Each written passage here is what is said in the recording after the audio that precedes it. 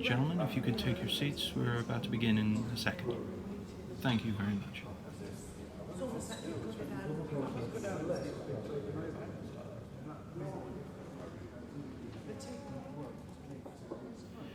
It is with great pleasure that I introduce our special guest surgeon to Philadelphia College this afternoon, Dr. William Ross.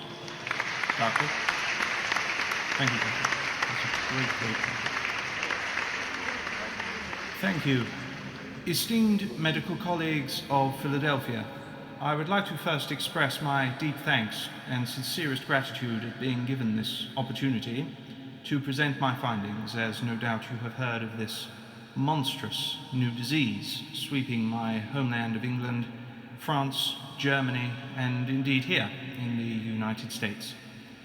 As you may also be aware, I am currently the youngest surgeon in Great Britain. With that title comes skepticism, and most precariously, I may add, doubt in my ability. I assure you, dear colleagues, that I will do my best to earn your professional respect. As I look out amongst this sea of ardent experience and knowledge, I am humbled, and once more appreciate this opportunity to add to such wisdom.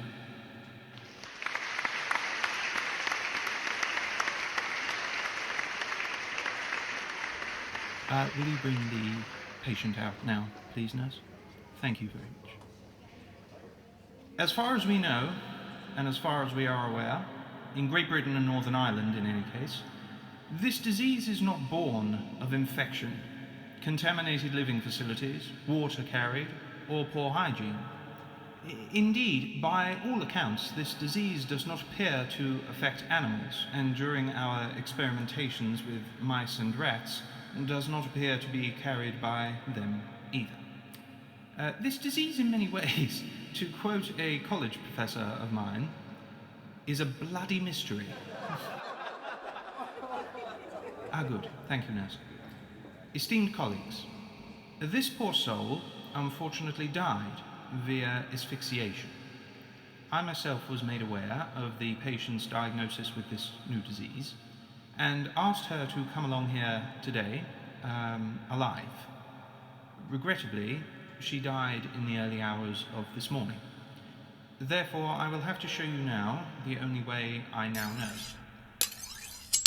As I make an incision into her throat through the thyroid cartilage, you will observe that there is no blood.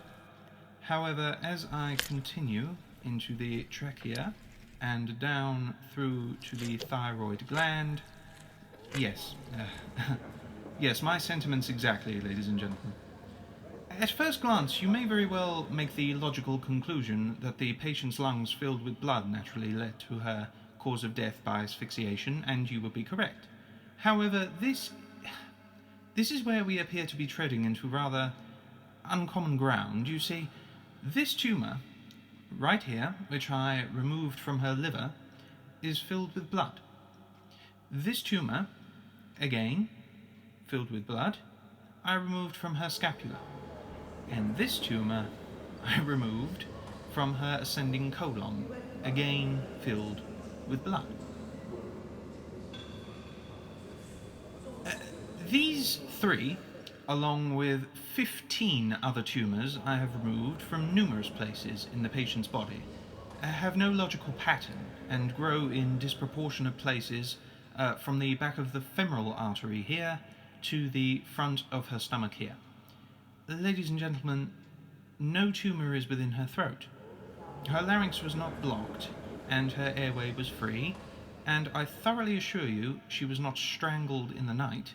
Yet, from close examination, the patient did indeed die by asphyxiation by a build-up of blood in her lungs.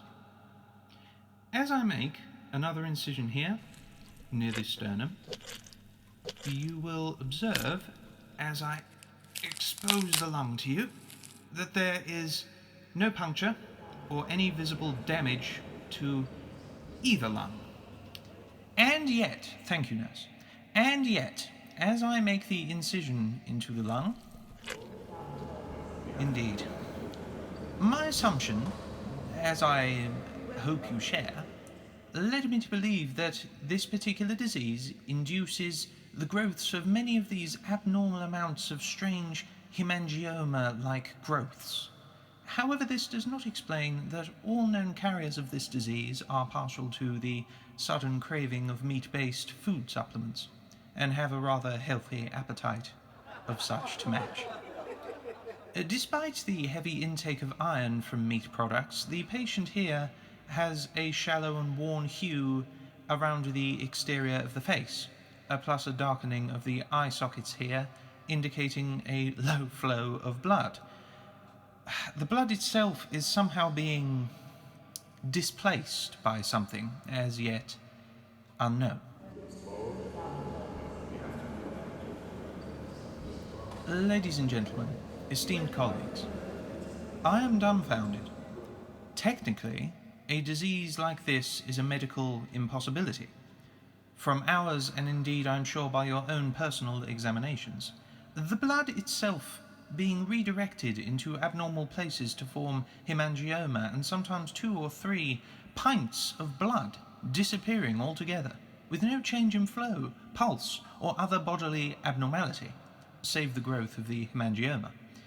It is not known by me, or any other in the British Empire, how this occurs as of yet.